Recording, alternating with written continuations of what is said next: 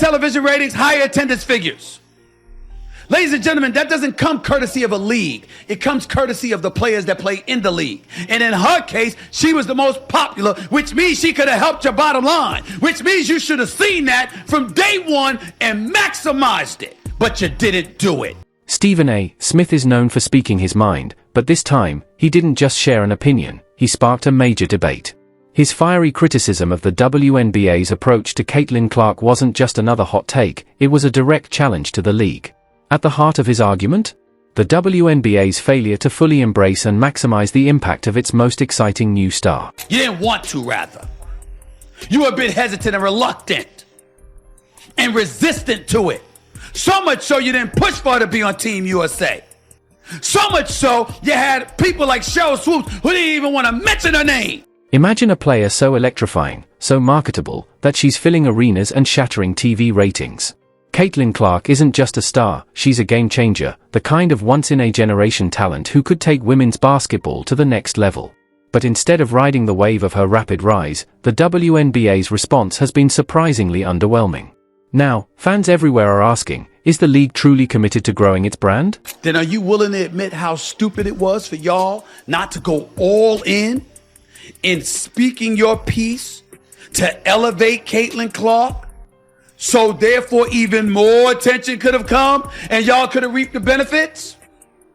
Now you're going to do it anyway, and I get that, but you see my point? But Smith didn't just highlight missed opportunities, he sounded the alarm on what's at stake.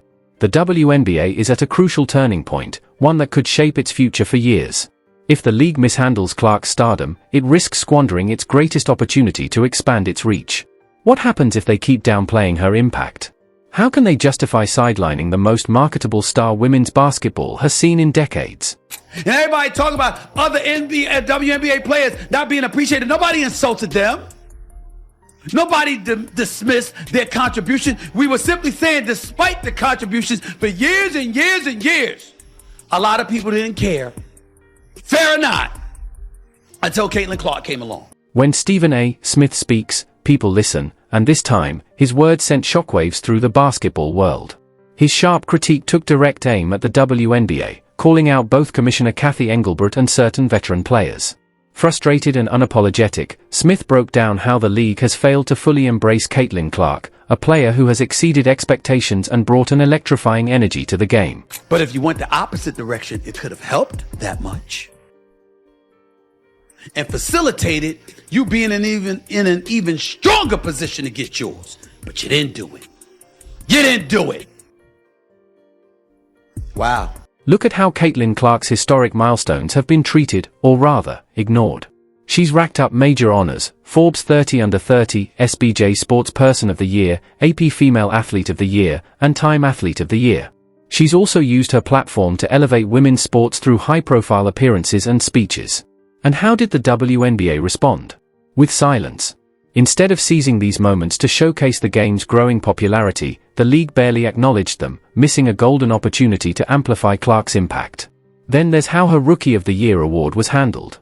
While other players received grand celebrations for their achievements, Clark got a routine phone call.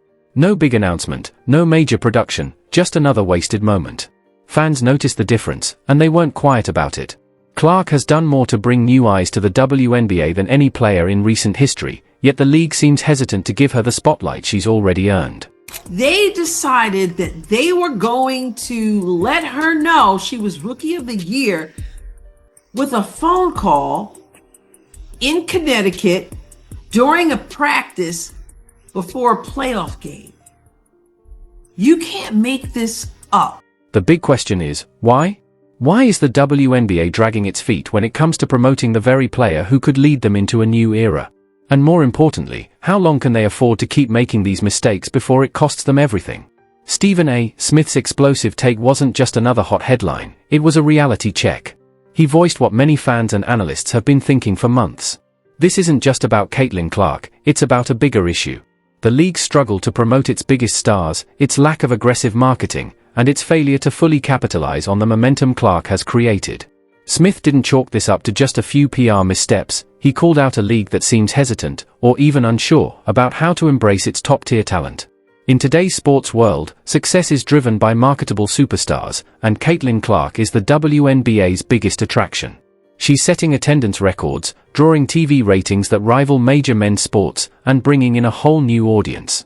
Yet instead of amplifying her impact, the WNBA appears to be downplaying it, as if they're afraid to fully acknowledge what she means to the game. It elevated television ratings, it elevated attendance, and it damn sure elevated franchise value. But now, something that y'all resisted talking about, opining about, acknowledging. That's exactly why Stephen A. Smith's passionate critique struck a nerve. The stakes have never been higher. The WNBA is at a defining moment, and fans aren't just watching from the sidelines. They're demanding more. They want a clear vision for growth, consistent messaging that celebrates the league's biggest stars, and leadership that truly understands the significance of this moment. Without these things, even the most groundbreaking players can only do so much. If the WNBA keeps fumbling these opportunities, the risk isn't just missing out, it's stagnation, at a time when momentum is everything. Smith wasn't just calling out mistakes, he was putting the league on notice. Caitlin Clark isn't just another rising star, she's a generational talent with the power to elevate women's basketball to new heights. But for that to happen, the WNBA has to make a choice, fully embrace her rise or continue repeating the same costly missteps. I said Caitlin Clark, rising tide lifts all boats. As much as her presence was maximized by the WNBA, you players could have done more to assist it. Frustration with the WNBA's leadership hit a new peak when Commissioner Cathy Engelbert took the spotlight on national television. Fans and players alike were hoping for a bold, confident leader to lay out a clear vision for the league's future. Instead, they got vague statements that left more questions than answers. Her recent appearances on *60 Minutes and CNBC's Power Lunch only highlighted a growing disconnect between league leadership and the reality of what's happening on the court. Take her *60 Minutes interview, for example. When asked about Caitlin Clark's unprecedented impact, Engelbert had the perfect chance to acknowledge and celebrate one of the WNBA's biggest stars. Instead, her response? No league is ever about one player. I notice when you're asking about Caitlin a lot, you bring up other rookies as well. No league's ever about one player. That player could get hurt or whatever. So I think it's just to give recognition that in sports, people watch for compelling content and rivalries. And you can't do that alone as one person. While technically true, Engelbert's comment came off as dismissive, almost like she was deliberately downplaying Clark's significance. Fans quickly took to social media, calling out the league for failing to properly recognize the very player responsible for record-breaking viewership, ticket sales, and engagement. Instead of celebrating Clark's accomplishments, Engelbert's words made it seem like the WNBA was hesitant to fully embrace her impact. The disconnect became even clearer during her *CNBC Power Lunch appearance, where she talked about rivalries as a key driver of viewership. But instead of addressing major concerns like player safety, officiating consistency, and fair treatment, she leaned on buzzwords and marketing jargon. This lack of real substance didn't sit well with fans or players, many of whom have been demanding real changes, not just PR spin. Rather than reassuring the WNBA community, the interview only reinforced a growing perception: league leadership isn't fully in tune with what's actually happening on the court. One white, one black. And so we have that moment with these two. But the one thing I know about sports, you need rivalry. That's what makes people watch. They want to watch games of consequence between rivals. They don't want everybody being nice to one another. This isn't just a perception problem, it has real consequences. While Engelbert talks about leveraging rivalries to boost ratings, players like Caitlin Clark are dealing with inconsistent officiating, unnecessary physicality, and unfair treatment. Fans aren't looking for manufactured drama, they want a league that values fairness, player safety, and professionalism. If these core issues aren't addressed, the WNBA risks pushing away the very audience that Clark has worked so hard to bring in. It's a balance, but certainly from a marketing dollars, but corporate partners are stepping up to endorse these players, much more so than they were 5 years ago. A prime example of this problem is the WNBA's inconsistent officiating, which has become a major frustration for fans and analysts alike. The league's refereeing fluctuates between being overly strict and frustratingly lenient, making it difficult for players to adjust. But this isn't just about bad calls, it's a serious player safety issue. For a star like Caitlin Clark, whose game is built on attacking the basket and pushing the pace, these inconsistencies make her an even bigger target. One moment, in particular, highlighted the problem. During a game, Clark received a technical foul for accidentally hitting the ring post, an absurd call that quickly went viral. Fans immediately pointed out the double standard, questioning why similar incidents involving other players were either ignored or lightly penalized. This kind of inconsistency only reinforces the belief that Clark is being held to a different standard than other WNBA stars. And Caitlin Clark gets hit with a technical.